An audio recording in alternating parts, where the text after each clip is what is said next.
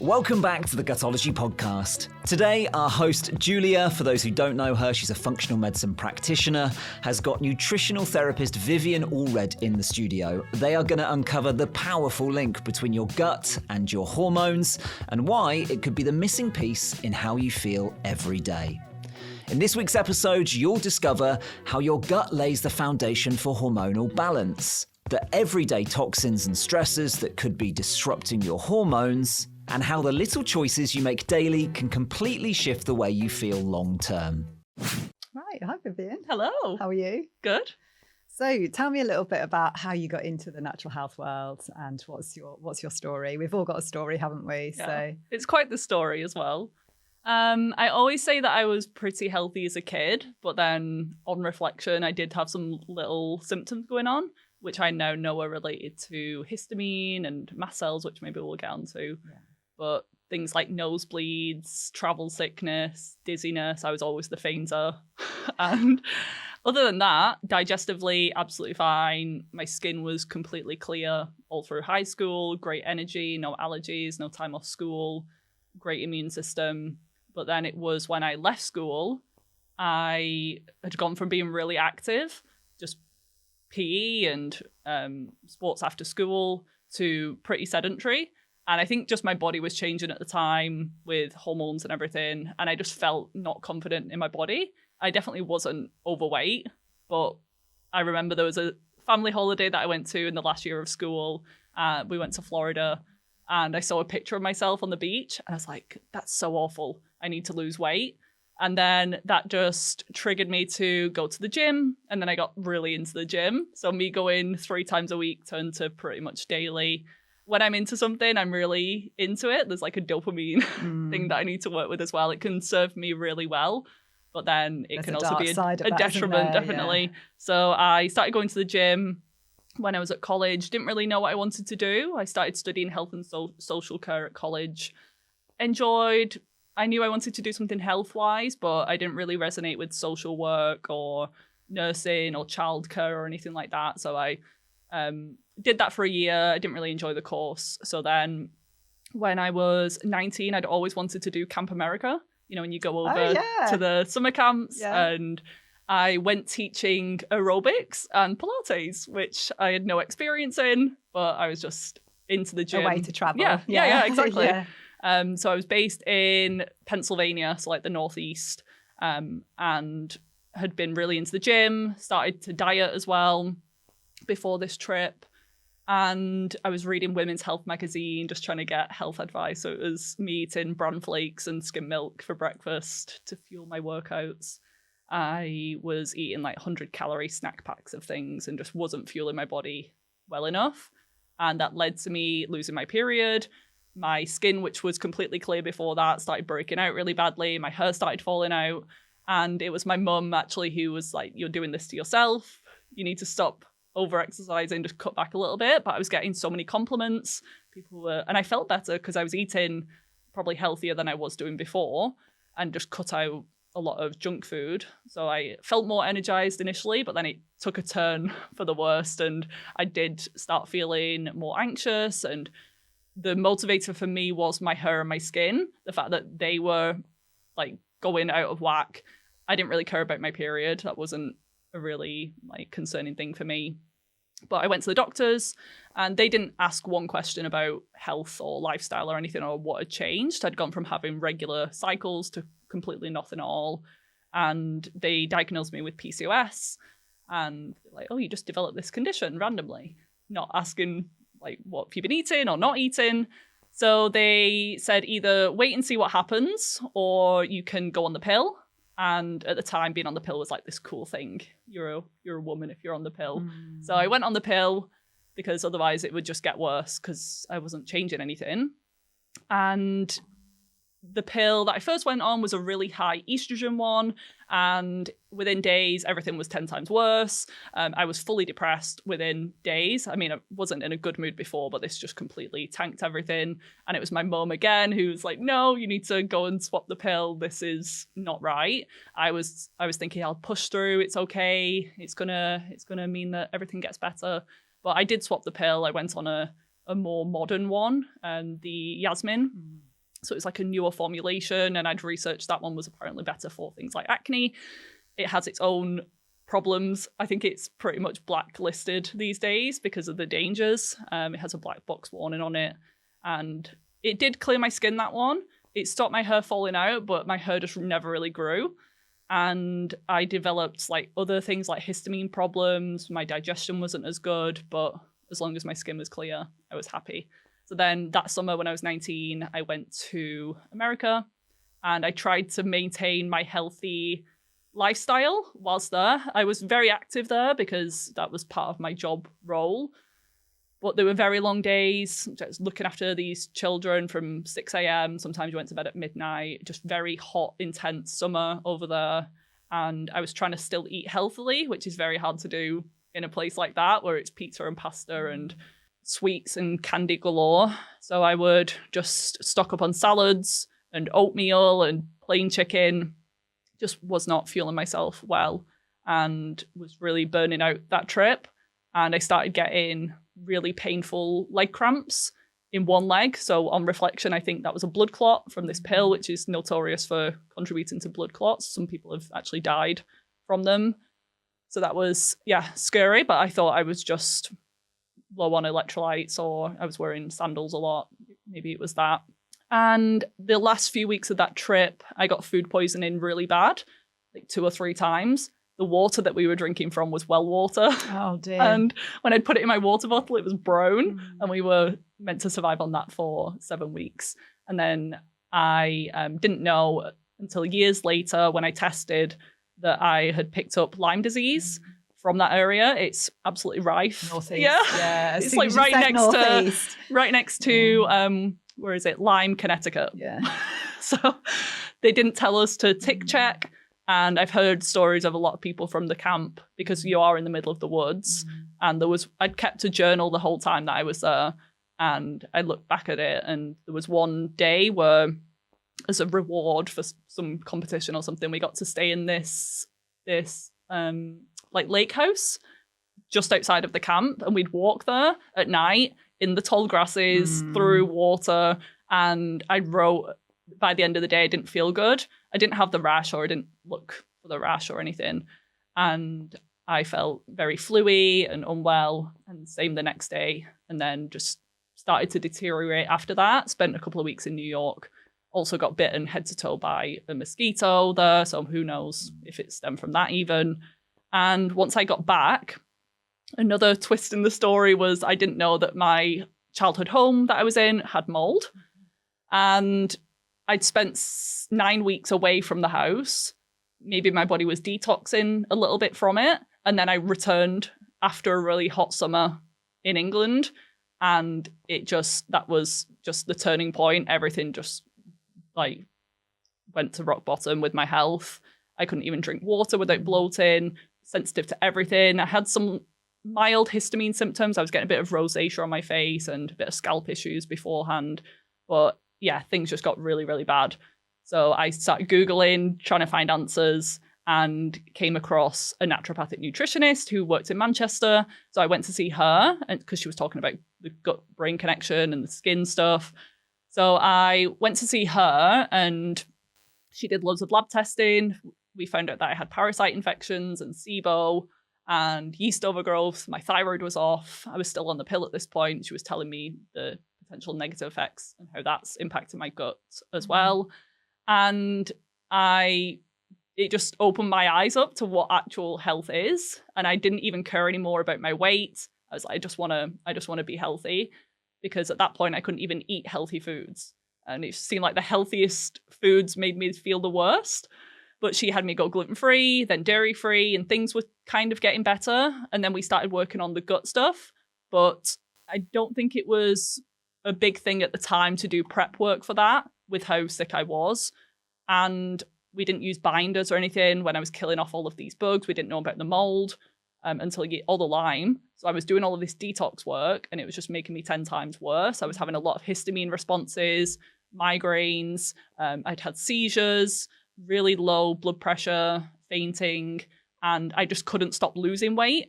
I was trying to actually gain weight at this point, but I was just losing weight. I was just malabsorbing everything. So I got down to like 58 kilograms, which for me is quite low. I'm 5'11" for reference. But I'd go to the doctors, I'd go to gastroenterologist, and they were like, yeah, you're just on the borderline for being underweight, you're fine. Or they do an abdominal assessment, and they're like, stop breathing in. I'm like, I'm not. This is just my actual skin and bones that you're feeling. And I'd ask them questions about SIBO, bacterial overgrowths, and parasites, and they'd just dismiss me. It's not a thing in first world countries, or everyone has bacteria in the gut. And I just couldn't articulate what I wanted. I just wanted antibiotics. I thought that was the solution at the time. Just kill this bacteria and then I'll be fine. I'd paid to see Harley Street specialists, private prescriptions. And I thought that me getting rid of this bacteria or leaky gut would solve everything, which it can. It's a big thing, but there's so much more that goes into gut health. Even my mindset, the state of my nervous system, the fact that my histamine levels were off, I was chronically inflamed. That was just holding me back. So that was a good 5-year process. 20 to 25 was like really rough. And then I came off the pill within that time period too. Didn't have my period for 2 years after that. And that's just because my health was just in a really bad state and my body did not want to be fertile and it didn't have this overflow of nutrients and energy that it needed. But then I swung the other way where I became very insulin resistant and my hormones started to come back online and my weight swung up to 88 kilograms. So I'd like ranged 30 kilograms in that time. And that had its own set of problems as well, being too overweight, more inflamed. If you see pictures like before and after, it's crazy. They're on my Instagram if you want to check them out. But it looks like a different person. And then it wasn't until end of 2019, I'd seen some improvement just on gut protocol after gut protocol. And every time I knew when I supported my gut and my liver, I felt better. But I had to keep asking, why do I have to keep doing this? Why do I have to always take liver support to feel good or rely on castor oil packs and coffee enemas to get some relief? This isn't normal. And then it was when I started hearing more about the histamine piece, because I started to realize high histamine foods were a really big trigger. There were more than that. I was sensitive to nightshades, lectins, salicylates, everything. But histamines were the biggest one. And then I started just looking deeper into the causes of histamine problems and heard about mold and that connection, and just automatically just made sense. It really resonated. The childhood home that I was in is quite old. It's an old Victorian terrace built in the 1900s. So even if my family had never had a water incident, there'd probably been other ones in the past. But we did think back to a few years before all of this. There was a burst pipe under the crawl space of the house. And my dad caught it and bailed out the water. I just don't think it dried thoroughly enough.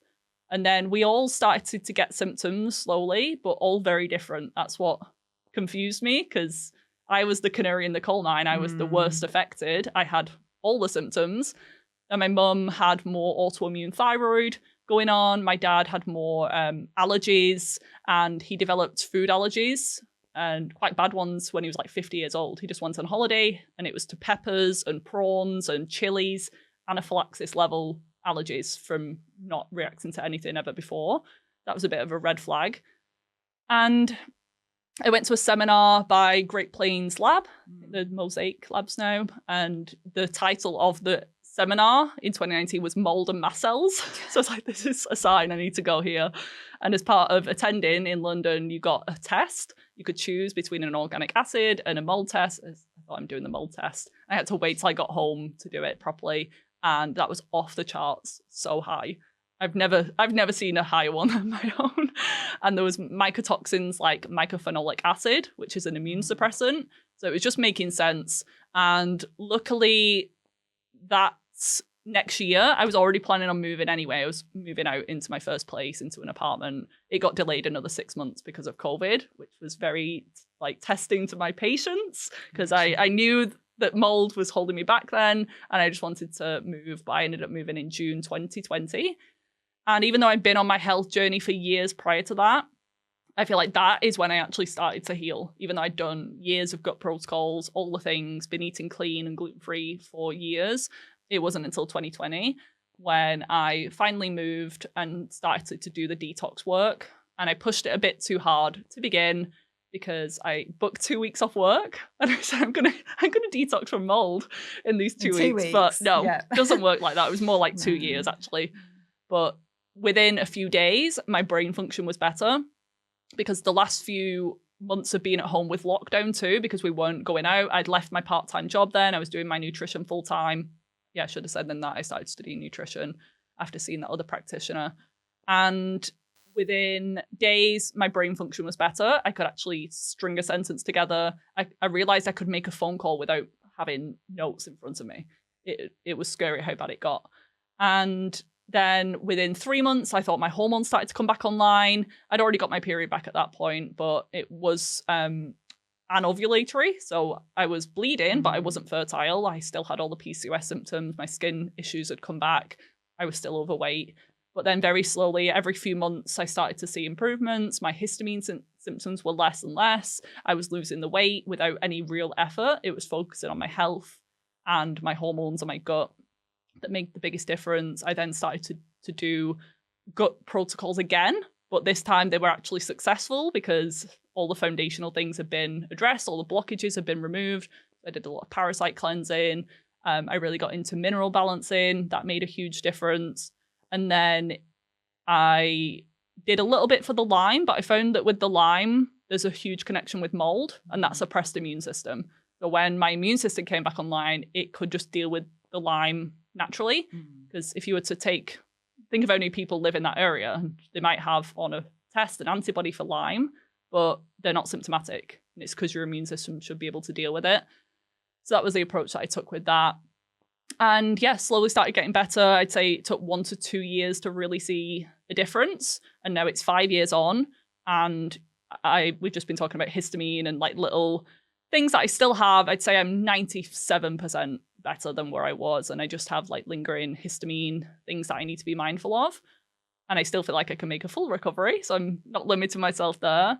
But from where I was at, I can live and thrive. And I've even gotten deeper into more of the subconscious and the mindset stuff, because for myself, but then also when I've seen with clients, is that they got to a certain point, but they had these real limiting beliefs or these suppressed emotions and energetic blocks that meant that they were doing all of the right things physically. But if you don't believe that you're going to heal, or you believe that you're always going to be this sensitive, sick person with chronic illness, it can be very hard to break out of that identity and then actually get back into living a normal life. So then I did further life coaching, hypnosis, EFT studies to help my clients with that. And I found that it made a huge difference for me too. And I'm still working on that period of my life because I do see it as a trauma, like medical trauma, health trauma. I was so isolated. I didn't have any friends at the time. I was just at home with my family 24/7 and being dismissed by doctors, told it's all in your head. So I really had to work on the mindset side of things, but it's allowed me to be the practitioner that I am today, and I do not regret it. I don't. I'm glad that I went through it. It's like the biggest blessing that I've ever been through, and I've heard that happens when you get through something. You feel like it's just a different person or it's a different life. So everything works out in the end, but it was quite the journey. Yeah. What a story. What a story. Well, thanks for sharing that, because I think that's going to be so helpful for people listening, because, I mean, you've just described our clientele. I'm sure yours and mine is just really just like that, quite complex, layer upon layer of different things. And I think it's really helpful for people to know that you've got to where you are now. That's the bit people need to know, because when you're in it, you can't see a way out and you can't see the way through. And everyone is traumatized, and people are up against it, particularly in the westernized health system, because they don't get understood. And sometimes you can't see it as a condition. It's like invisible illness. You start talking about MCAS and histamine and mold, and people look at you like you've actually gone crazy. Yeah. But the feelings and the symptoms that you experience are really terrifying.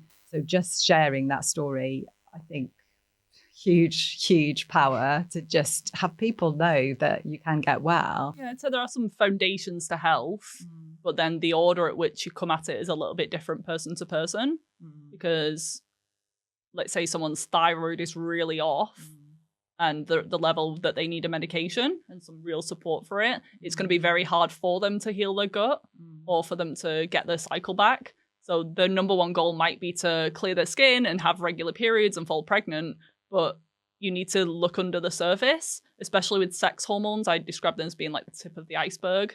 So they're the things that we focus on. They cause us a lot of bother and a lot of symptoms with cycles and PMS, period pain. But under the surface, if you think of an iceberg, under the surface is the huge crater that you have to work on.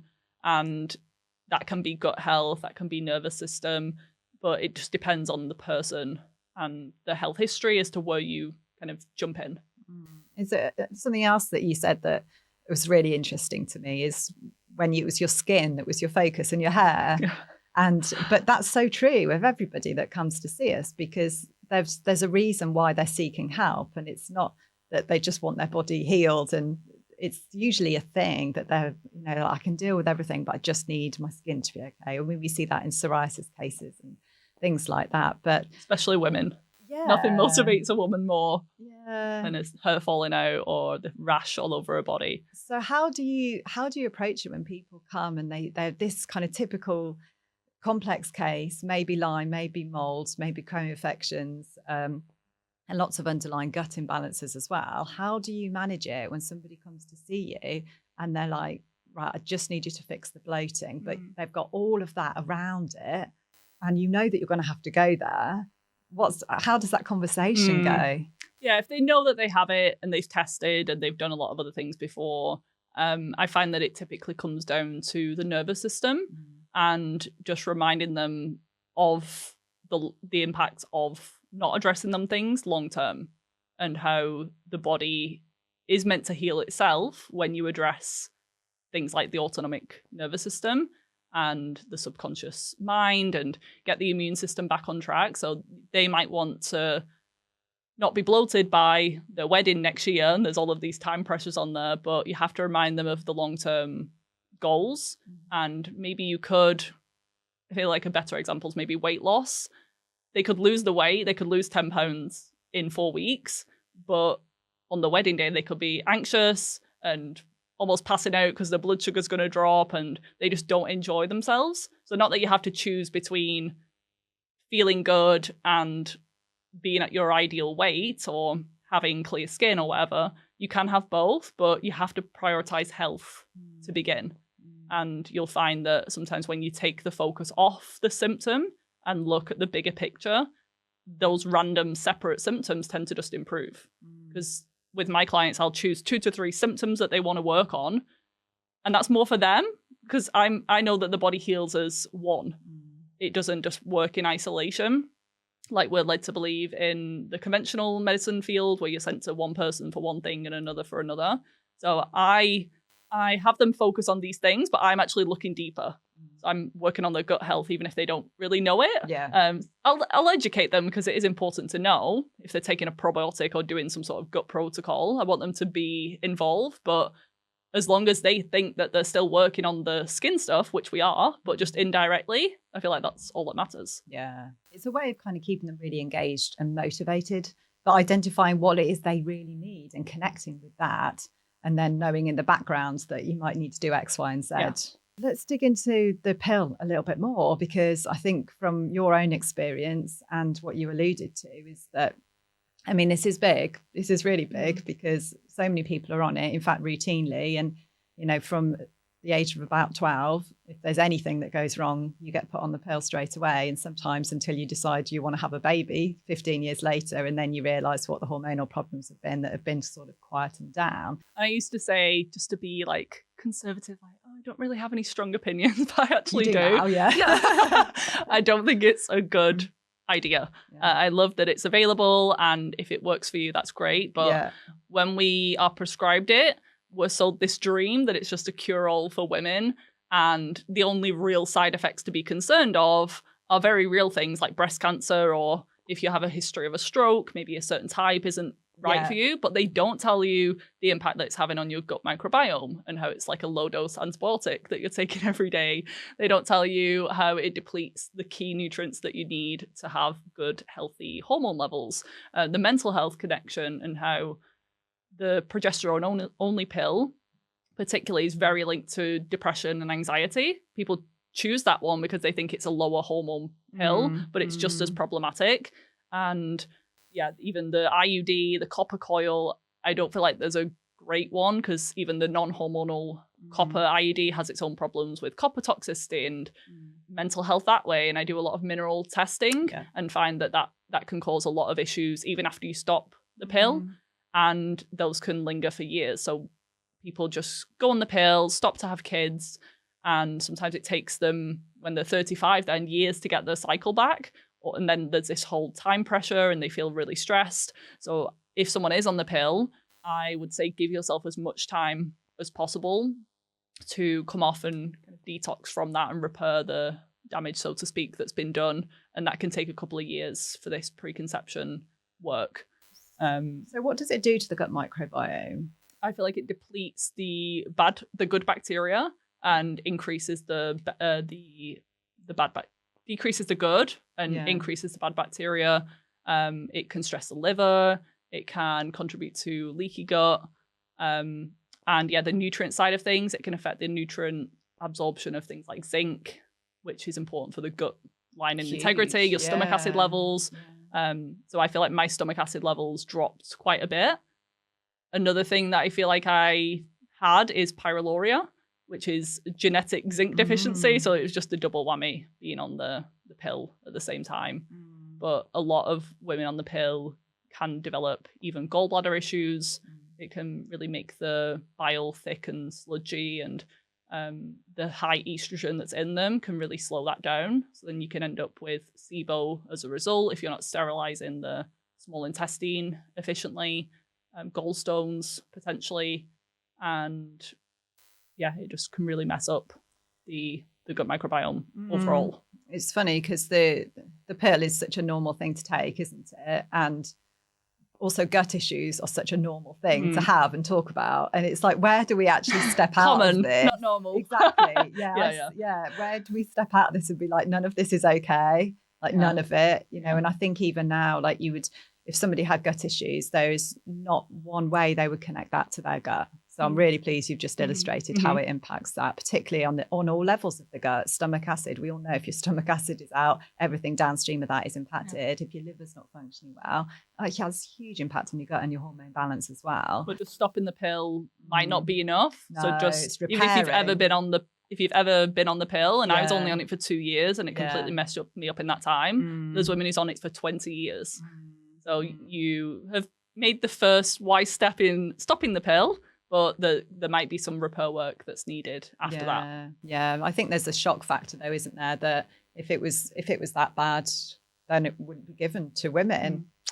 So I think this is really helpful information, because people really need to know that you've got to take care of yourself and your own health, because all drugs are toxic, like medications, anything synthetic. Of course, it all has potential risks. We're interfering with the natural cycles of the body. So there's always going to be a consequence for that. It's not to say it's the wrong choice for everybody at all. You know, there's some, fantastic medication out there that is life-saving for people and completely changes people's quality of life. But on the level that people think because it's so easily available, it can't possibly do any harm, that's a totally wrong belief. But a lot of people go on it for symptoms. They're not even going on it for contraception. Just to shut off the symptoms. It's their choice. And it is a great way to avoid pregnancy, because it shuts down the brain and ovary communication. And that can take years to sync back up afterwards.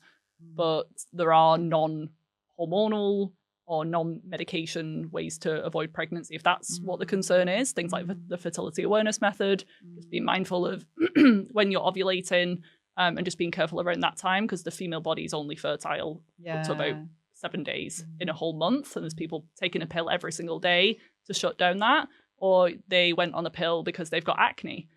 And maybe it's suppressed whilst you're on it, but as soon as you come off, it's going to come back probably with a vengeance because of all of the zinc deficiency and the gut issues. So it's the underlying imbalances haven't been looked at or addressed, and then there's more because of what was done to just it's like if the light on your car came on, the dashboard, you just put a plaster over it.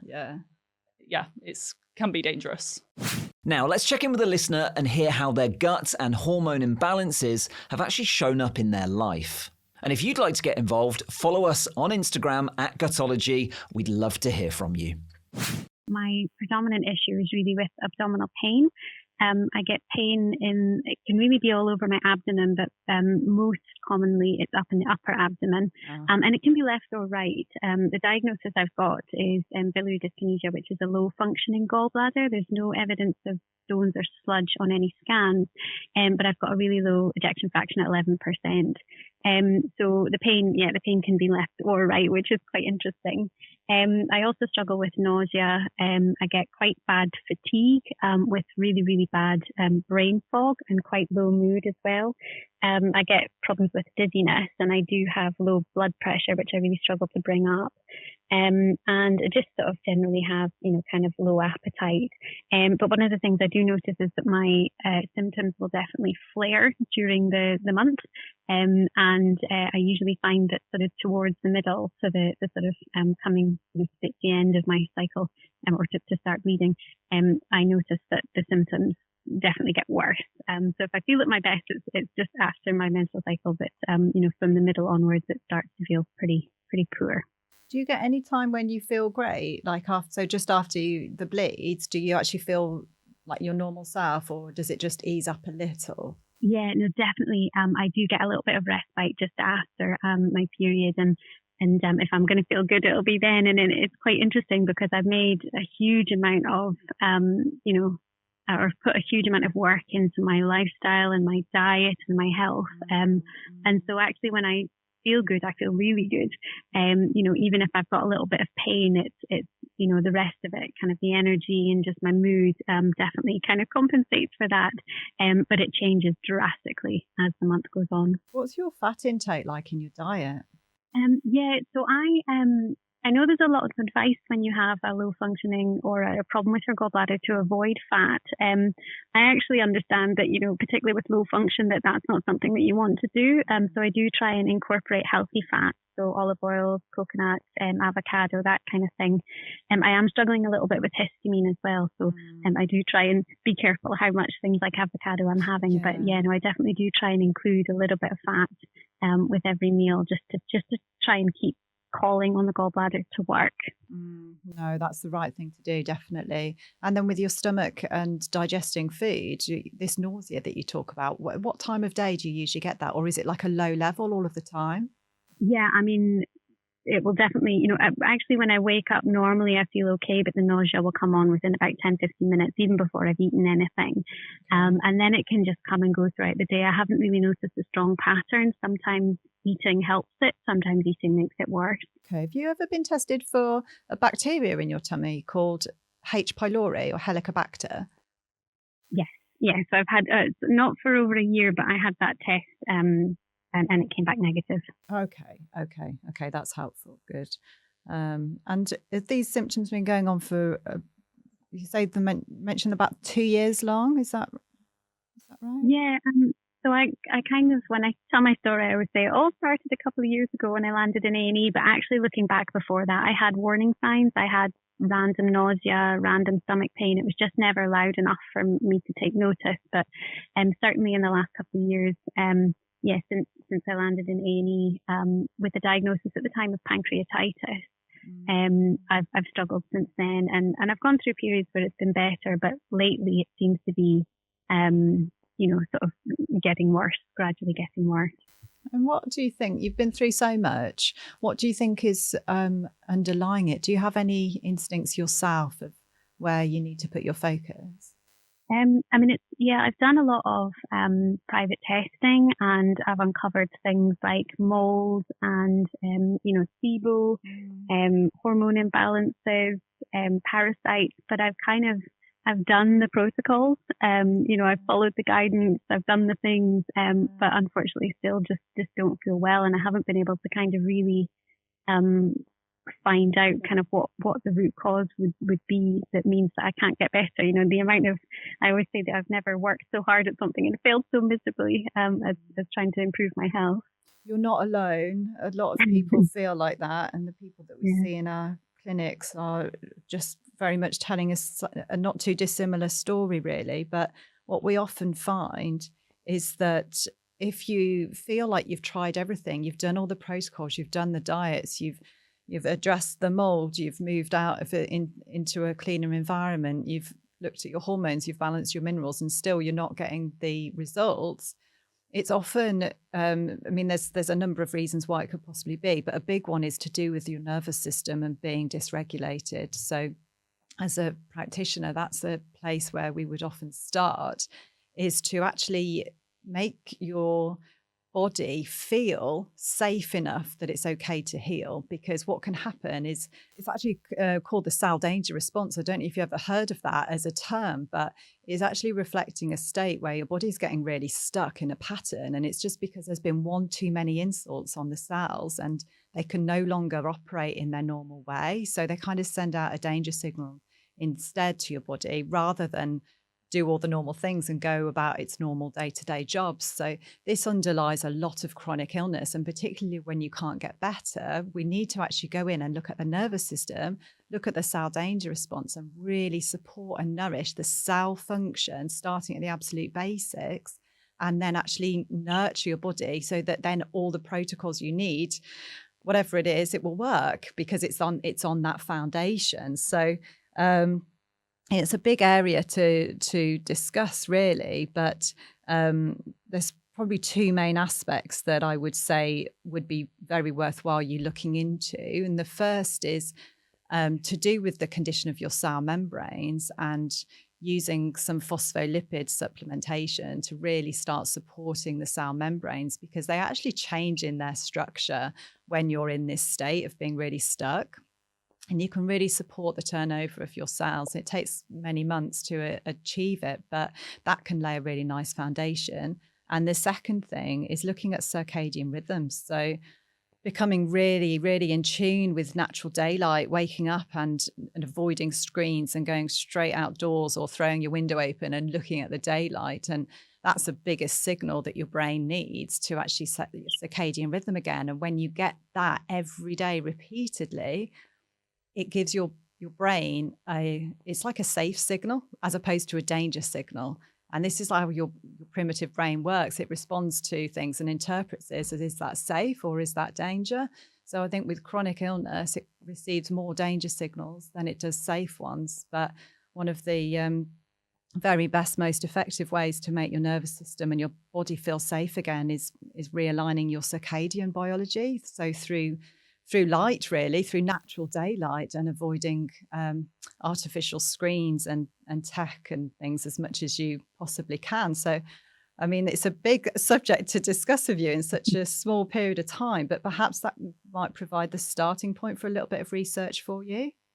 Yeah, I've actually been doing quite a bit on circadian rhythm. So I do first thing in the morning, I'm outside, I'm sort of doing some stretches, straight into the daylight, or usually the clouds with this weather. Yeah. And then I've got the blue light glasses and everything like that. And actually sleep's been really good for me. It's something I generally get, at least 7, if not more, hours per night, which again, I think is quite frustrating that it hasn't seemed to really move shift the needle along. Yeah. So that's good, because your sleep, when you've got your sleep sorted, that's such a good safe signal to your nervous system. So, and that's a big one to overcome, actually. So It might be that when you work on the cell membrane function, then that's the missing link for you. Yeah, definitely. No, it's and cell danger is something I've looked a bit into, and I kind of have done the nervous system work in terms of the sort of mindfulness and meditation, and I've got one of those crazy devices that it's supposed to sort of help your vagus nerve stimulation. Oh yeah. I don't know. Yeah, I don't know whether it's something maybe that just takes time, but yeah, it's certainly something I've been working on for a good few months now, is circadian rhythm and kind of vagus nerve. I was just going to ask, because I had history with mold exposure myself, what have you done specifically about that? So yeah, with the mold, it was sort of a supplement protocol, a detox protocol. But again, I suppose the challenging thing is that, unless you retest, I suppose I don't know how much it helps. But I've certainly worked quite a lot on trying to sort of open drainage pathways and detox pathways, and been really, really careful about my exposures. I've kind of detoxed my house and all of my, Tupperware and all that kind of stuff. And I drink distilled water with its remineralized. So I've been quite conscious of trying to limit exposure at the same time as kind of trying to sort of keep the drainage pathways open. So did you find the source of the mold? Do you feel like it's your home that's the problem? And has there been any remediation or anything done? Yeah, it's work. So I work with old buildings. So just when I think back about some of the rooms I've stood in over my time, it's been walls and ceiling crawling. So I expect it's probably occupational exposure. Again, with my home, we've worked really hard and checked everywhere to make sure that there's nothing still active. And you've used things like binders and as much liver support as you can tolerate? Yes, I do. And that's one thing I really noticed is my response to supplements is variable. And I've found quite a lot that I've, managed to start a protocol, and I'll usually find that actually I get a little bit of relief and things feel a bit better. And then all of a sudden I'll kind of hit a wall and I'll crash. And I do find it quite difficult to sort of see protocols to the end, because I'll come really unwell and I'll think, I'm pushing it too hard. But I'll usually use a binder with a protocol to just try and ease any type of reaction. But I think that's where the histamine comes in, perhaps, is that I am quite reactive to supplements. Yeah, that's really common as well with the estrogen dominance and the SIBO, that those things can contribute. And even just after being exposed to mold, it can trigger the mast cells. And then that's how symptoms can become, they can flare up around the menstrual cycle because of the histamine and estrogen connection. So that would make sense too. With things getting worse around ovulation, that's when estrogen's at its highest and you might feel more reactive. And then your tolerance for histamine-rich foods will probably go down around that time. If you think of it as a bucket analogy, when estrogen is spiking, the bucket is already going to be pretty full up, and therefore you can tolerate less of these histamine foods, or maybe the supplements around that time, it's just overflowing the bucket too quickly. So maybe moving forward with your protocols and everything, just backing off a little bit around that time, or adding in some more histamine support in terms of mast cell stabilization.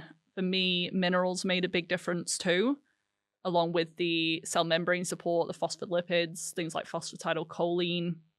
But minerals like magnesium are mast cell stabilizers, nutrients like vitamin C and quercetin. I don't know if you're supplementing with anything like that at the moment. I do kind of a protocol of daily supplementation, which I seem to be able to tolerate even when I get quite bad. And that's certainly around vitamin B complex, zinc, magnesium, amino acids, vitamin C, and iron as well, because my blood tests usually come back with low iron. I usually try and keep those going, and then I've got the minerals that you put in water. And I've tried to work quite a bit on sort of leaky gut and gut support, so things like collagen and L-glutamine, zinc carnosine, things like that, to try and protect my gut lining. I would look deeper into mineral balancing, because with things like iron or even your gut health, I know you've done a lot of different gut protocols, but sometimes it does just take, like, keep going at it, not full on all the time. But I've done so many gut protocols in my life, but there's been things that I had to unlock before I could then see the results. So for example, even if you've done gut healing work before you started to address the mold piece or the histamine piece, it might be worth revisiting. And I know testing and all of these supplements and everything can be really expensive, but actually retesting and seeing your progress is quite important. You don't have to be doing it every other month, but at least a few times a year, because it can feel like you're not seeing any improvement, and that can be really discouraging. But then when you actually see, the parasite that I had is cleared, or the mycotoxins have improved by 50%, that is showing you. And even though it's not reflecting in your day-to-day, it does give you an extra boost of motivation. And even on the piece of mold, because it was such a significant part of my journey, I was just talking to Julia about it in the episode. Even after moving and being aware of mold and doing all of the detox, glutathione and binders and coffee enemas and all sorts, it still did take me 1 to 2 years to recover fully from that. And that's not to say that you're not going to get any improvement in that time, but for significant healing, especially if you've been exposed for decades, you have to be patient with your body. So I know that things really kicked off in 2023, but it's still a couple of years. If there'd been imbalances for 20 plus years, it's still a short amount of time. And I know you're doing a lot of things, and yeah, it might not feel like it's working, but things will be shifting under the surface. And you just need to be patient as well with your body. And I would agree with the nervous system work, because there comes a point in the healing journey, and when this is your day-to-day life and you're struggling with all of these symptoms, that this becomes your normal.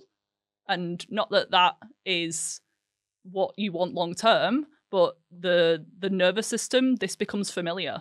So anything outside of that, even if it's your dream life and dream health, your nervous system's a little bit like, oh, that's different. There's like the unfamiliar heaven or the familiar hell type thing. So just really getting your nervous system on board and proving to yourself that you are healing, you are seeing progress. Hopefully your practitioner is helping you to monitor your symptoms, and this is where the lab retest could come in helpful. But just finding safety within your body and just tapping into that every day, using tools like visualization to visualize your life when you're free of these conditions, and visualize you thriving and free of the digestive complaints and everything. They can be really powerful tools. I'm really into the work of Dr. Joe Dispenza. I don't know if you've looked into his work, but he talks a lot about the psychoneuroimmunology, which is the brain-body immune system connection, and how our thoughts can help us to heal. Not that all of this is in your head, I'm definitely not saying that, but the physical piece will only get you so far. And then a lot of the time you have to go deeper into things like trauma or things like your belief system. Like, do you actually believe that you can heal? Or we don't want to get to the point where we start to identify with these diagnoses and I'm the chronic illness friend, or I have this condition, because then it's very difficult to get out of. So you can use nervous system regulation tools. There's programs out there. One of my favorites is called Primal Trust. And that can really teach you, and it specializes in people who are in your position, you're doing all of the physical things and you're just not seeing the results. Something like Primal Trust could be worth exploring, and that could be what gets you to the next level. And you don't just let go of all of the supplements and diet and everything. You find what works best, what makes the biggest difference for you. But if you try things like castor oil packs and you're not really sure if you notice a difference, versus the acupuncture, you're like, yes, this really helps me, I always feel really good afterwards, stick with that, but let some of the other things slide. And we don't want to make our whole daily routine surrounded, like, focused on healing, because then that's just reiterating that you're not healthy and that you're not healed. You're just constantly telling yourself that you need all of this to be well. And a lot of it is supportive, but I think the nervous system piece, if you can look into that and just focus on the wins that you are having and how much you've improved, that could really be useful. Yeah, no, definitely. It's definitely a lot of work to try and do all the things to sort of be healthy. But I do notice that when when my symptoms are really low and pain's the big one, when the pain's really low, I feel good. I feel great. And then I think that makes it harder, when things do flare up again. And it's particularly hard when you've kind of got, the decision that the sort of doctors are advising on things like gallbladder removal, which, I went into this thinking absolutely not, I'm not going to do that. But as time goes on and you become more sort of physically, emotionally, financially exhausted, I've started to consider whether surgery will be an option, if it will help, if it is the situation that, a gallbladder can kind of get past the point of no return. But it's irreversible, so it's a really big decision, which is hard to make. The gallbladder is so closely linked to mold. And I don't know if this is something that you come across, but the mold toxins, the mycotoxins, the way that your body clears them is through bile. So if you are not very good at eliminating mold toxins, then they're going to recirculate in the bile, because the route of bile is made in your liver, goes to your gallbladder, where it gets nicely concentrated into a really thick solution. And then that goes into your intestines, and your bile should be eliminating then the mycotoxins. But in some people that can't process them very well, they actually get reabsorbed into the blood circulation again, and they don't actually get eliminated. So it's like a constant merry-go-round of mycotoxin-laden bile.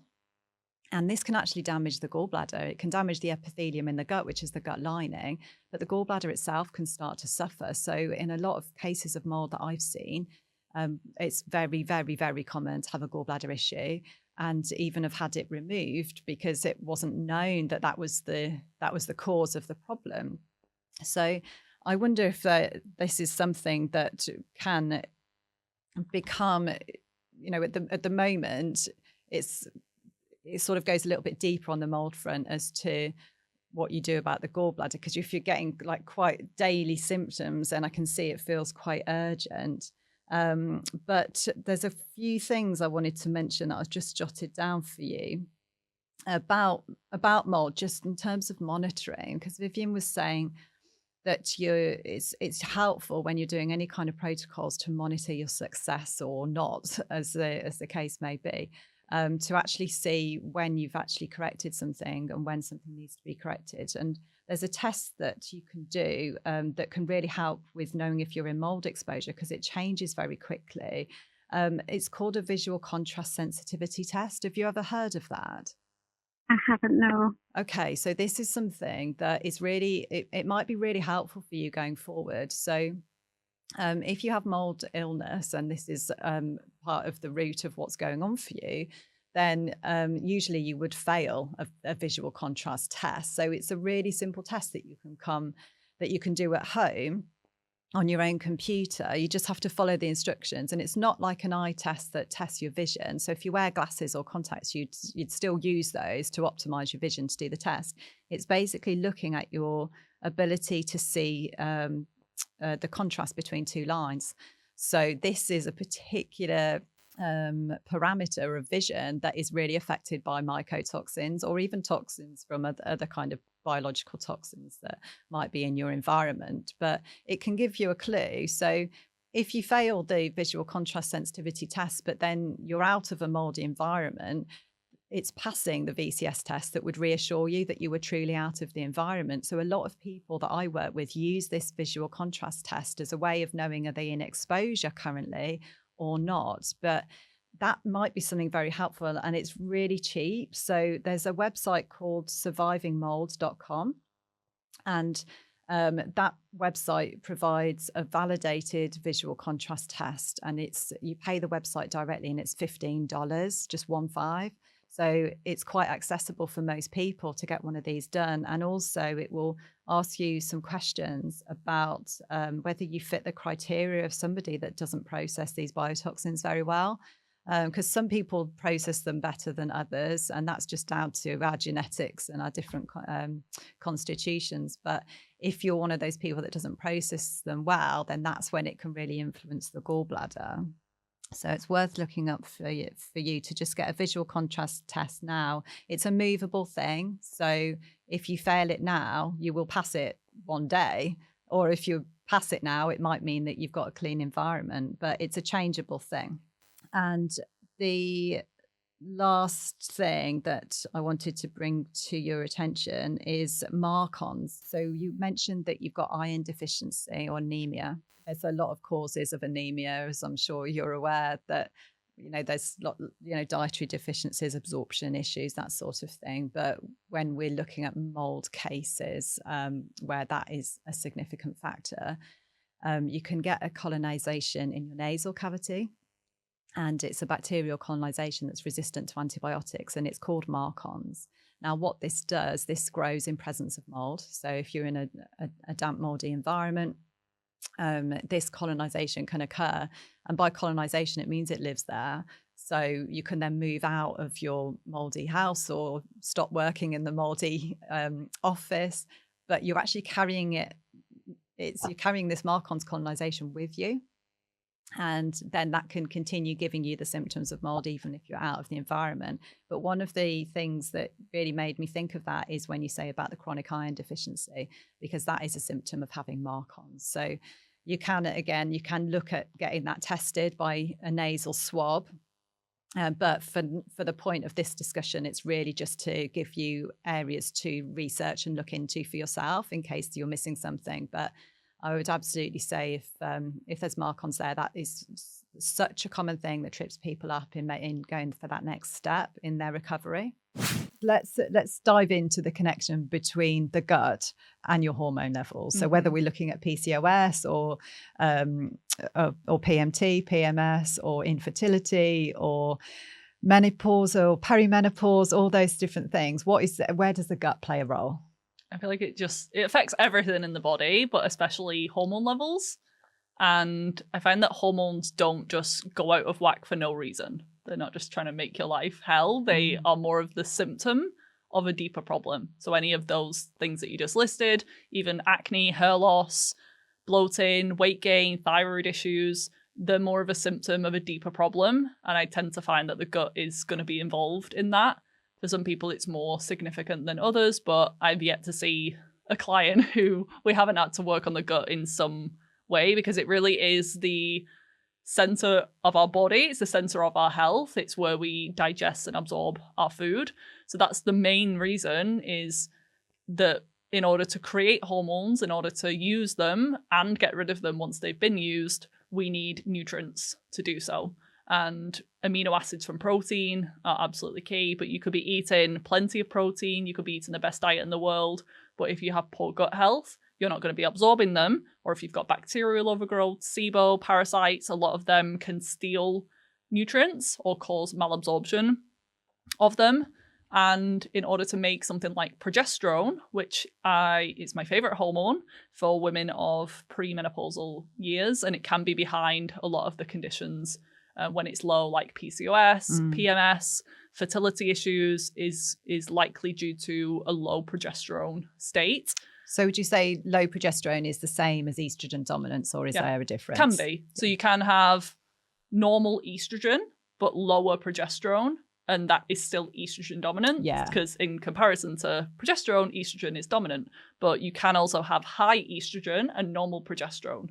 I find that is less common, or it's about the way that the person is detoxing the estrogen that's the issue. So it might not be high, but it's just staying around in the body for a long time. Constipation can be a big cause of that, or bacterial overgrowth in the gut can contribute to estrogen recirculation. There's a collection of bacteria called the Oestrogen, and they can interfere with the elimination and therefore cause high estrogen levels. And the longer it stays in the body, the more toxic it's going to become. So is there a way of identifying if you've got a problem with the estrogen particularly? Yeah, you can do a stool test. I use the GI map, and there's a marker on there called beta-glucuronidase. And when that is high, it's likely that is present, because this collection of bacteria, they produce an enzyme called beta-glucuronidase, and that interferes with the elimination, and it just causes it to recirculate. Or if you have something like SIBO or constipation and signs of estrogen dominance, you can kind of put two and two together and assume that it's present. So if you have constipation, but you don't necessarily have the overgrowth of those toxins that make beta-glucuronidase, you'd still potentially, you're impacting your clearance, aren't you? Your elimination. Yeah, any pathway, any detox pathway that's blocked. The final pathway is the bowels, but even above that, the liver, gallbladder, bile flow, which we've been talking about, even the lymphatic system. I'm looking at all of those things with clients and just make sure everything's flowing and free and moving, because it's that stagnancy of anything in the body that's going to contribute to disease. So we want to get things moving. But if the end point, the bowels are not moving, or some people are having a daily bowel movement, but they're still constipated because it's from 3 days ago.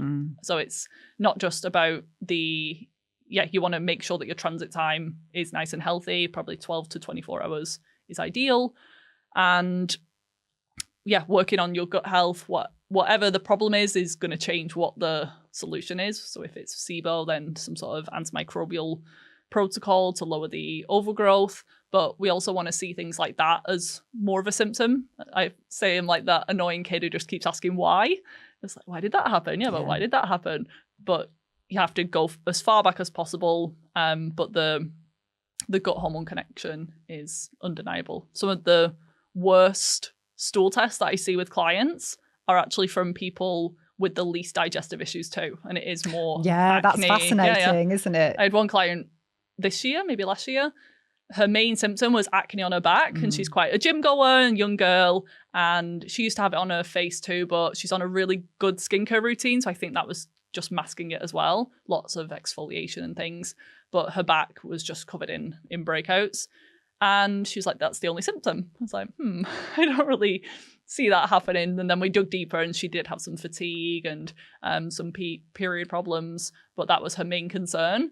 And then we did a stool test, and she was a bit resistant to do one because it's like quite a bit of money, but we ideally needed to see what was going on. And she had one of the worst stool tests that I've ever seen. The results, just every imbalance you can imagine was present. And working on those things, it's meant that her skin's cleared up, because the skin is just a magic mirror into the gut. I've always said it's so helpful if you have gut issues, because it's flagging it to you. Yeah. It's more obvious, isn't it? Okay, so we've talked about elimination of hormones. What about the other side, like incoming hormones? So there's things in our environment that can mimic estrogen. You know, look, what's all that about? Crazy. Yeah. We've spoken about mold, mycotoxins. Yeah. I had major estrogen dominance. I feel like my PCOS, the biggest driver was mold toxicity, because of the way that it causes inflammation, stress in the body. Having that exposure 24/7 is a stressor, and everyone knows that stress contributes to health issues, but they don't think anything outside of mental and emotional stress, but physical stresses are a big deal too. So mold mycotoxins, there's certain ones like zearalenone that is very estrogenic in itself. And it might not alter your blood results of it. So what does estrogenic mean? Can you, in case people don't understand? It stimulates the estrogen receptors in the body. So it like mimics it. Yeah. It's, Yeah, so there's things in plastics, xenoestrogens, they can also be called as well. Even fragrance, you need to be careful with that, unless it's derived from essential oils or natural origins.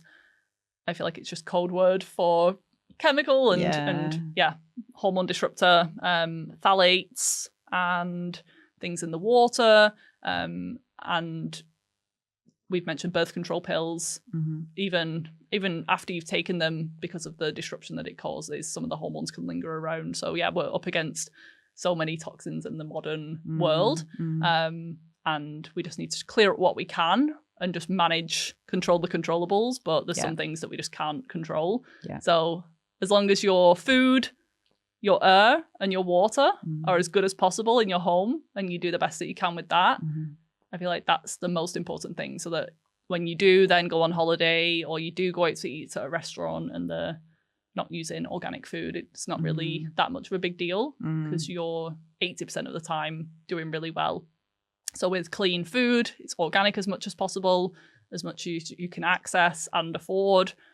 If you are restricted, then even just the dirty dozen, trying to get those organic, things like carrots or leafy greens, the highest sprayed in pesticides. Or if you eat seasonally and locally, that's probably going to be better as well than bananas shipped across the world in the middle of winter. And clean water. So we want to try and get filtered water in the home, because tap water even has traces of medication. So even if you're not on the birth control pill, your neighbour might be, and you're getting trace amounts of antidepressants and all sorts of things in there. And then clean air. We've spoken about mold.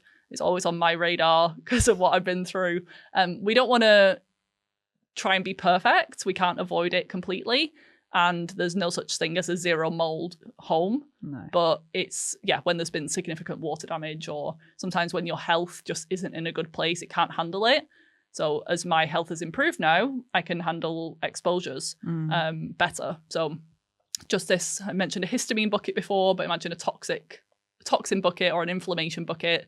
If you can try and keep it as empty as possible by making the little swaps, even with things like toothpaste and deodorants and skincare, it really does add up in these little daily habits. It's being more resilient, isn't it? It's not being afraid of the environment. It's actually learning to live with it, do what you can, but then just focus on the terrain of the body, isn't it, rather than the things that are out I external shared a to that. in lockdown and COVID times, and it was like, make yourself harder to kill. Yeah. That was my motto. So very relevant. Yeah, comes down to the terrain, the host, and we're all exposed to these things. Why is it that one person's really sick versus someone else? So we have to look at everything holistically. Gut health is huge for your immune system, and what you can tolerate, how reactive you are. You know, one thing that's lesser known about exposures to BPA, which is an endocrine disruptor, is I worked in retail. Till receipts. Yes. I worked behind a till for about 7 years around the time my health issues. So when I was 18 to about 24, I was handling receipts. And then when I started to become aware of it, I would use my fingertips, my nails, or my sleeve. And everyone's like, what are you doing? And I'd love when they said they don't need a receipt, because I could avoid a tiny exposure. But I feel like that's a lot of the women that I work with had hormone issues, and there's probably more to it. We'd be working till 11 p.m. sometimes under bright fluorescent lights. So thing is, all of those things on their own, you know, a till receipt is not going to completely disrupt your health, but it's like this, it's the bucket thing, isn't it? If you've got that times hundreds of different assaults on your body, then eventually it just can't handle it anymore. So it is looking at all those little things and making those lifestyle choices to actually make it better. You know, wrap your things in foil instead of cling film. It's not, you know, it doesn't always have to be really mind-bendingly difficult. It's just try and choose not to use the plastics. Okay, so should we look into the mindset aspect of hormones? Because there's a lot wrapped up in that, isn't there? So I'm thinking probably more the perimenopausal, when for quite some years women go through this transitional period, and I feel mindset and beliefs and, you know, even things, a sense of purpose in the world, whether they've had children or not had children, all these different things, it can sort of come up like a bit of a bubbling volcano around perimenopause. So what are your thoughts? I've no personal experience yet, but I've supported a lot of clients through that transition. So I feel like expectations are a big one, or what we believe we're meant to go through during that time. We're told these things even as younger women with menstrual cycles. It's the monthly curse, you're going to feel awful, and that just gets in our head. And when we're told that over and over again, that's why people think that period pain is normal. And then in the perimenopause menopause transition, we're told that it's going to be awful, and you're going to gain weight, and you're going to be depressed, and you're going to not sleep, and you're going to be so tired all the time. And if your friends have been through that, and everyone that you know in your family had a horrible time, it's in your mind, and your mind is so powerful, your belief system. So there are a lot of physical changes happening, and you're not going to feel the same as what you did when you were 21 years old. We have to understand that maybe our energy is going to be a bit lower, or if you've had 3 kids, you're not going to be the same weight as you were in your 30s. But it shouldn't be that you feel absolutely awful and completely lose yourself. That is a sign that your hormones are out of whack. And physically what's happening is, as your ovaries start to decline in function, which is completely normal and natural and what's meant to happen, your adrenal glands are the ones that take over. And your adrenal glands are your stress glands. So the women who have the worst experience of perimenopause, menopause, usually have depleted adrenals or years of chronic stress, night shift work, family life. They've just been putting themselves on the back burner. So we're now requiring the adrenals to take over and produce these hormones like some estrogen and testosterone, and they're just fried. So supporting them and boosting them up, a lot of B vitamin rich foods, healthy fats and proteins, the foundational things like sleep and stress management is key. Then there are some special herbs and things that can be used to help balance a bit more. But on the mindset, stress level, things that support your nervous system and your body in that way are going to be crucial. Things like breath work could be really helpful, and just looking deeper into these beliefs. But if you can start to work on them beforehand, because when you're in the moment and you feel bad, like it might not be able to shift quickly. It's like with period pain. once you're in it, there are some things that you can do, but it's better to get to it the week before at least. So if you're in that transition, it can be a 10 to 15 year period. It's not just that you go into perimenopause and then you're menopausal the next day. It can be from the age of 35, your progesterone levels start to decline. And then on a fertility front, your fertility rates are going to decline the closer you are to menopause, but it doesn't just fall off a cliff and you're completely infertile in your late 30s. I've had clients who they were trying the whole 30s and then they started to work on this deeper level in the late 30s, and then they had 2 kids in their 40s and were really healthy. Because I have some clients who are 25 and like me, I was completely infertile at that age. So there's a difference between chronological age and biological age, and you can really influence that and alter that with the way that you live your life. And I was told when I was diagnosed with PCOS that I was probably going to have issues having a family in future. And I just never believed that. They were telling me and I was just like, no, that's not me. But some people really take that on and then that can be part of the fertility struggles later on in life, because you've been told by a doctor who is this health professional, you're in a very vulnerable state. That is a time that the subconscious can take on these beliefs from someone in authority as well. And it could be something that they've said, a diagnosis that you were given, and that can be really damaging. So just starting to question, where have these beliefs come from? Are there any examples that the opposite is true? Do you know anyone who's thriving during perimenopause, menopause? Do you know anyone who had children in their early 40s who are really happy and healthy? And just finding positive examples and starting to pick apart the belief systems that you had. I think sometimes just becoming aware of a fixed belief is almost, that's it, isn't it? Or just writing it down and looking at it on paper. Like where does it come from? I often ask questions like, when's the first time you remember thinking something like that? Like when, as far as you can remember back. And sometimes it's a fascinating process of then uncovering the root of that belief. And that in itself can help clear it, because you realise I no longer need that. That belief might have been there to protect me and, for a period of time, but now I don't need that and it's not serving me, so I can let it go. Yeah, or it might look a little bit similar. Yeah. So with health stuff, it could just be that as a kid, maybe you didn't have chronic fatigue and chronic pain, but you remember having more attention when you were sick, or your mum was always ill and she kind of passed those habits and behaviours and you thought that was normal down.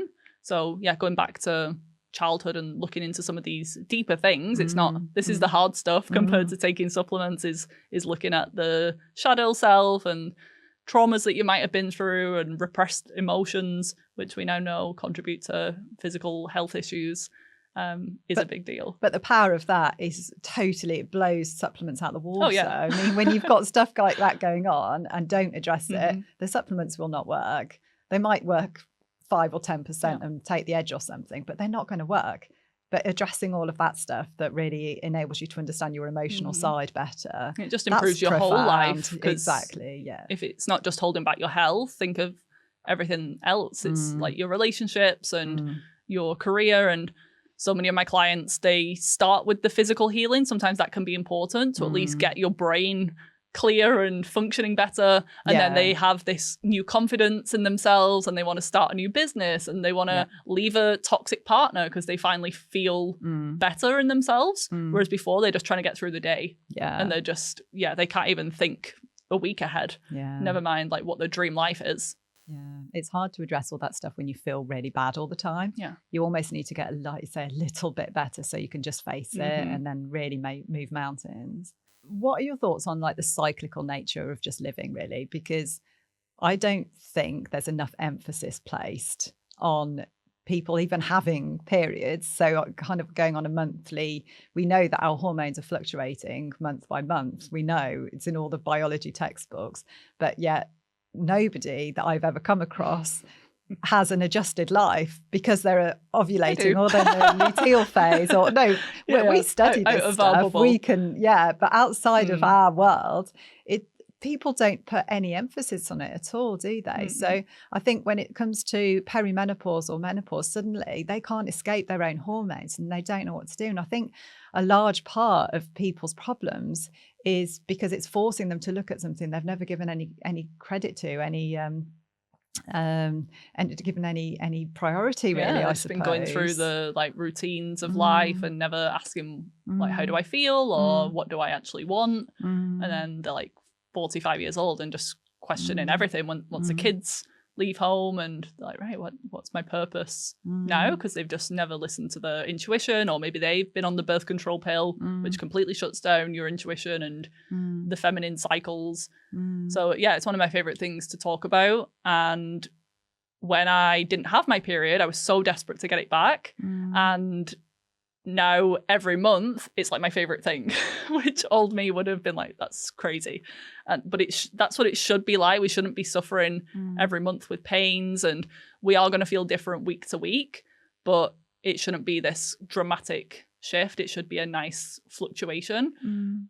Women are on an average of a 28-day cycle. Men are on a 24-hour day cycle. So they can do the same thing day in, day out. This is why the 9-to-5 workday was created. The testosterone spikes in the morning and then declines as the day goes on. Women are different, one day to the next, 1 week to the next. We do you want me to go through the cycle? Yeah. Kind of want to.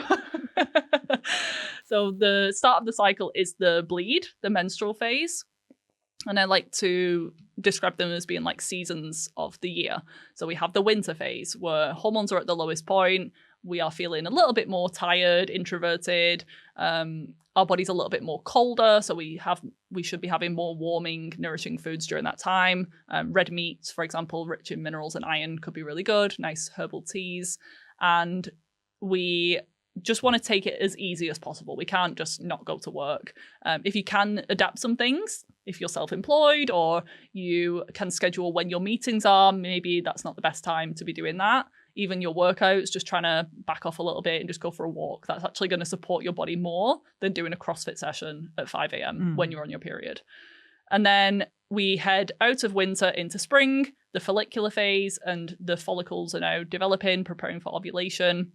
So in spring, we feel good. A lot of people, this is the only week of the cycle that they feel decent. Also not normal, but the hormone levels are increasing, but they're not super high yet. They're just on their way up. We feel good. We want to try new things. We just feel nice in general. And then as we head to ovulation, hormones are getting to the peak during that time. So mid-cycle, probably day 14-ish, but it can fluctuate. And estrogen spikes. Your testosterone can spike as well. Some women have symptoms during this time because the hormones are spiking a bit too high, or they're not clearing them properly because of that liver detox constipation issue. And histamine levels can also spike around that time. So if you don't feel good, maybe look into some of those things. And this is summer, so we should feel good. We should be our most confident, social. We actually are more attractive to the opposite sex. Our face changes a little bit. Our pheromones change as well. And this is because we're most fertile during that time. So if you are trying to conceive or avoiding conception, this is your fertile window. And then after ovulation, after the egg has been released, we then head into the longest phase, which is the luteal, which is like autumn. And this can be, a good 10, ideally minimum 10 days, but closer to 14 days. And I split that into two because the first part of it, you can feel similar to ovulation and follicular, energized, feeling good. And then the week before your period, before this whole cycle starts again, you start to feel a little bit more sluggish. And this is the classic PMS week where you feel well, you're not meant to, but people feel bloated, craving sugar, breast tenderness. They are emotional, crying, feel awful, skin's breaking out. And then they start to have menstrual cramps and all of that. But we should just feel a bit more like we're slowing down. We're actually very intuitive during this time. And my clients who have PMS, and especially emotional things come up, or a real resistance to the luteal phase, if we're talking about mindset and energetics, it's like they are very resistant to slowing down. And they just want to be in the follicular and ovulation phase the whole month long. And their body's desperate to slow down and rest, but they're just not allowing themselves to do so. So the symptoms are very obviously trying to tell them that. Or emotionally, I find that whatever comes up emotionally during that time, it's exaggerated, but it's probably something that you need to work on. So if you're really emotional about your relationship or your work, the rest of the month you might feel fine, but that's telling you that something needs to shift. Everything's just magnified during that time. So use that wisdom of your body. If you're not on the pill, this is the change that we can go throughout the month. So whenever you can, book a holiday and try and get it to sync up. These are the little shifts that we can make. Or if you actually feel very introverted and like you don't want to go out with your friends in your luteal phase, you at least understand why that is, and you don't have to feel like you are the same in work and your workouts and social life all month long, because that's not how we're meant to be. When you're on the pill, you are the same. It's like you are in your masculine. You take away the seasonality, basically. Yeah. So no, I love having my menstrual cycle, and when you don't have it, you feel so disconnected. And now that I have it, I feel way more intuitive. So it's really cool. It's like a superpower. Yeah, that was beautifully described. I love it described in that seasonal way. Really, really love it. Okay, so just finishing then, what would you say, like strip it all back to somebody that has got a real issue with their hormones right now, whatever that looks like to them. We don't need to get specific into individual conditions, but where the hormones are just a complete mess. What are your top 3 things that you would say to look into, to consider? Yeah, first one is your blood sugar. Yeah. And controlling that. The number 1 job of your endocrine system, your hormone system, is glucose regulation. Yeah. So if you're not even doing that, and your blood sugar's up and down throughout the day, your body's not gonna care about your periods or your fertility or your skin. So stable blood sugar that's more of a wave than a roller coaster is what we want to be aiming for. Yeah. And everyone's a little bit different into how many carbs they need versus protein and fats, but every meal should have some sort of protein, carb, fat, fiber in a nice balance. Probably for women, eating every 3 to 5 hours is a nice range. I'm not a massive fan of intermittent fasting for premenopausal women.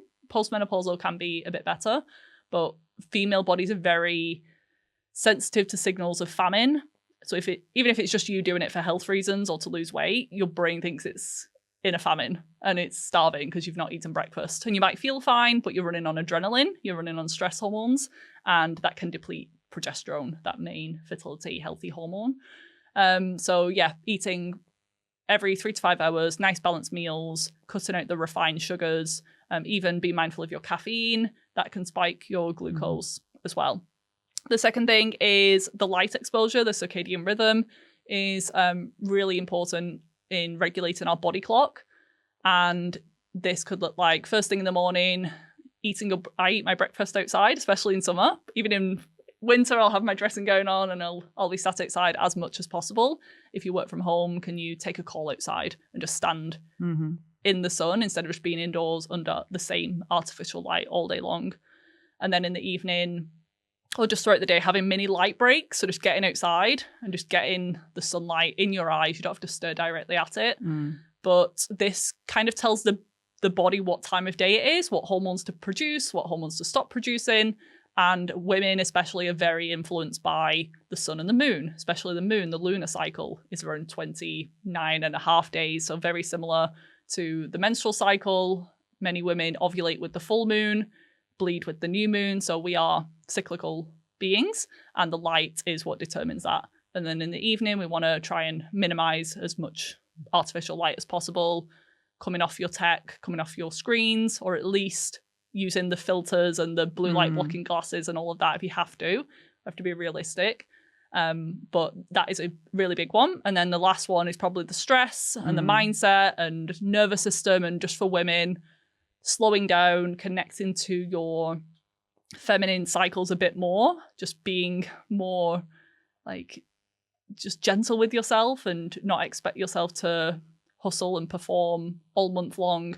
And you'll probably find that when you do take a rest, you come back more productive. So you take a little bit of some time off if you can, or just change the tasks that you're focusing on in your menstrual phase. If you have control over that, you'll find that giving yourself time to have an early night or swap the CrossFit workout for a walk instead it might not feel productive in the moment, but then your next cycle, you'll feel much better because you're working with your hormones, not against them. And just day to day, I tell my clients to have mindful moments. Meal times are a big one, and this is going to help with mindful eating and digestion too. But just taking a few deep breaths before every meal. Hopefully you're having at least 3 meals a day, and sitting down and just using that as a time to check in, relax your shoulders, and just come away from your desk for a moment, get some fresh air. And other times could be when you go to the bathroom, when you're at a traffic light, and you just have that moment. It might not seem like much then and there, just taking 3 deep breaths, but it does make a difference across the day. I'd rather someone do that than have this huge morning routine where they're meditating for an hour, then the rest of the day it just goes out the window. So we sneak it into the day. The breath is one of the best ways to slow the nervous system and signal safety to the body, which is the biggest thing for women and hormones and reproductive, is that inner feeling of safety. So if you can just close your eyes and just feel your feet on the ground, and we're often like really hunched over and tense and tight. We're not even breathing. So just breathe in long, slow, deep breaths. You can even tell yourself, I'm safe in my head.